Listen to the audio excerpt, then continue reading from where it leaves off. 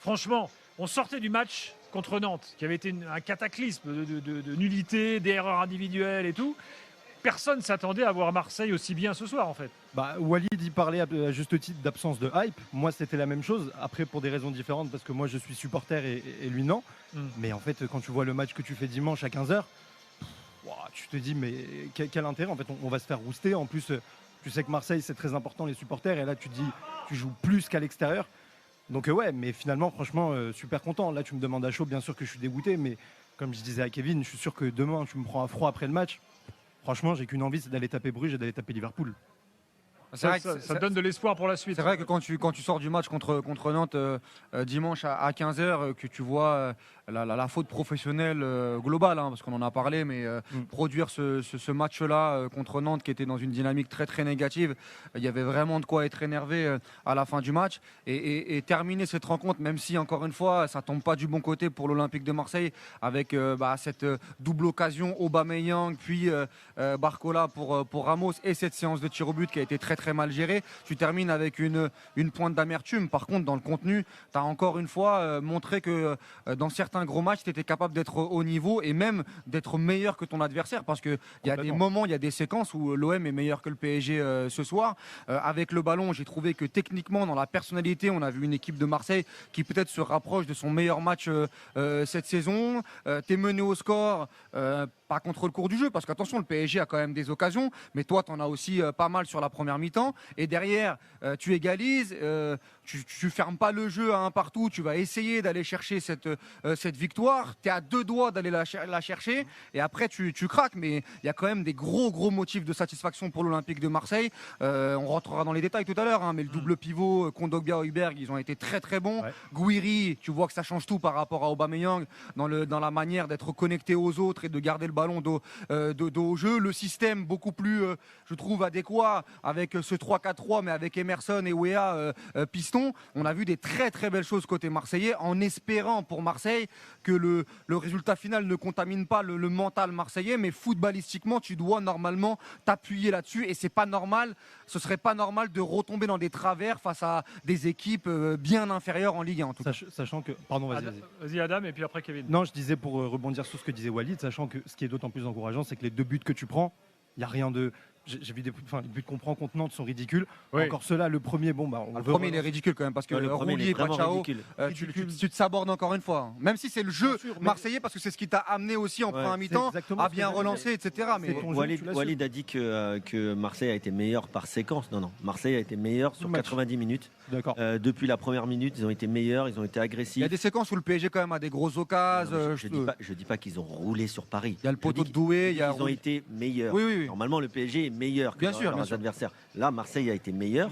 Finalement, c'est un résultat 2 buts partout, avec le PSG qui a finalisé bien ses occasions parce qu'ils ont la qualité pour le faire, et un Gonzalo Ramos qui est beaucoup critiqué, mais quand il faut mettre les buts, il est souvent quand même là. En sortie de banc. Mais il faut quand même les mettre. Il faut la reprendre, hein, celle qui met le 2. Très belle. Et il suit parfaitement. Voilà. Après, il y a aussi un mauvais alignement de la défense marseillaise, parce que les Marseillais, même si ils sont capables d'être très bons pendant 90 minutes, ils vont toujours avoir les 2 minutes en première mi-temps et les 2 minutes à la fin du match où t'es pas bien aligné, où tu fais une grosse erreur de la part de ton gardien une nouvelle fois et ça te met dedans. Mais ils n'ont rien lâché. Et donc moi, je disais en fait pendant le match, il y avait 1-0. Il y avait 1-0 pour Paris. Et je disais, moi Marseille, je préfère, si je suis entraîneur, si je suis dans le staff marseillais, je préfère perdre 1-0 en étant aussi bon contre Paris que aller mettre un but à l'arrache, 1-0 marqué sur corner comme ils ont fait à l'aller, sans être flamboyants, même ils avaient été quand même corrects. Mais ce soir, je les ai vraiment trouvés très bons dans tous les compartiments. Sans le ballon, ils ont été agressifs.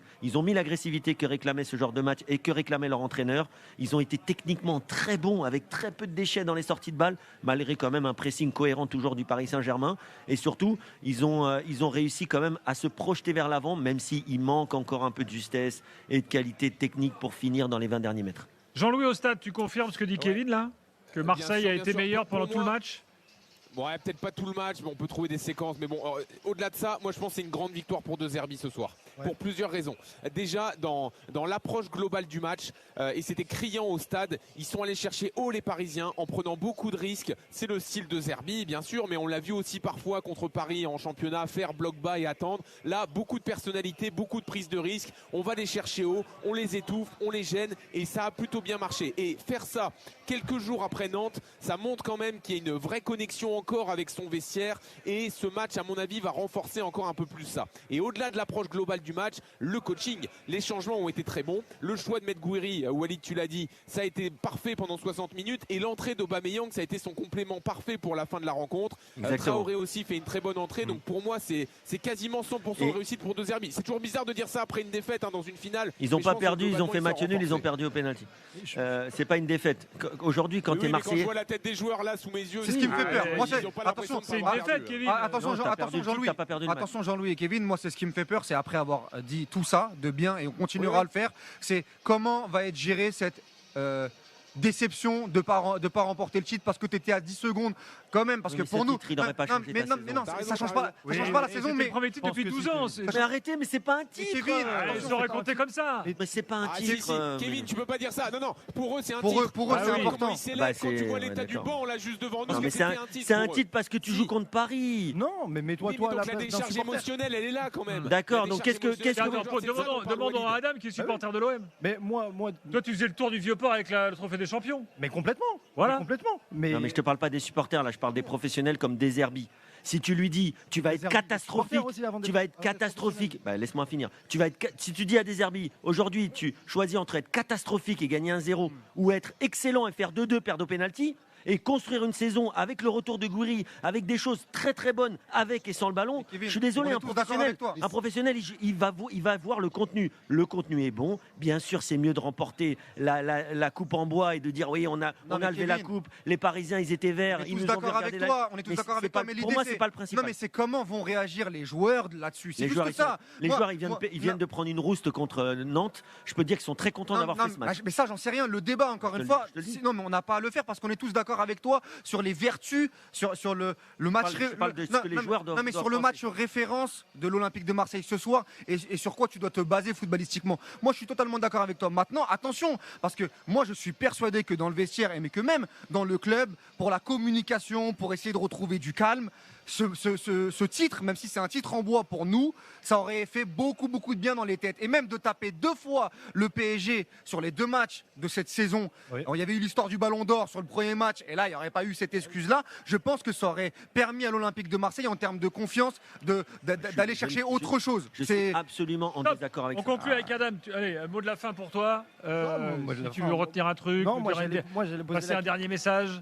Bon, moi c'était sur l'analyse du match. Encore une fois, je pense qu'il ne faut pas non plus négliger la manière dont le deuxième but qu'on prend, puisque le deuxième but qu'on prend, en fait, c'est tu te dis après la contre-attaque de Aubame, tu te dis on va aller presser pour éviter de jouer le bus. Ce qui se fait beaucoup dans le foot en ce moment, c'est-à-dire, vous le savez mieux que moi, presser pour éviter d'être à tous derrière. Mais le problème, c'est que quand tu sors de 93 minutes, que tu es sous pression comme ça, moi je trouve que c'est une erreur. Mais même l'image, l'image sur le 2-2, c'est d'aller chercher le 3-1 aussi à ce moment-là avec une très bonne passe de Kondogbia. Donc ça peut aussi permettre de relativiser. Il faut absolument capitaliser sur cette rencontre. Voilà, j'aime cette personnalité, moi. Ce que je te dis, bien sûr, tu préfères toujours gagner, ok, pas de problème, tu aurais voulu soulever la coupe, etc. Mais je te dis qu'aujourd'hui, ceux qui me disent qu'il n'y a pas de style De Zerbi, je ne dis pas que c'est tous les week-ends, je ne dis pas que c'est flagrant sur tous les matchs de l'OM, mais quand même, sur ce match, sur certains matchs de Coupe d'Europe, sur certains matchs de Ligue 1, sur le match de Paris à l'aller, il y a un style De Zerbi. Mais bien sûr. Il y a des principes. Après, c'est pas le même match qu'à l'aller. Non, mais quand même. On va en parler, les gars. On va en parler. Il faut qu'on fasse une pause. C'est bien meilleur qu'à l'aller.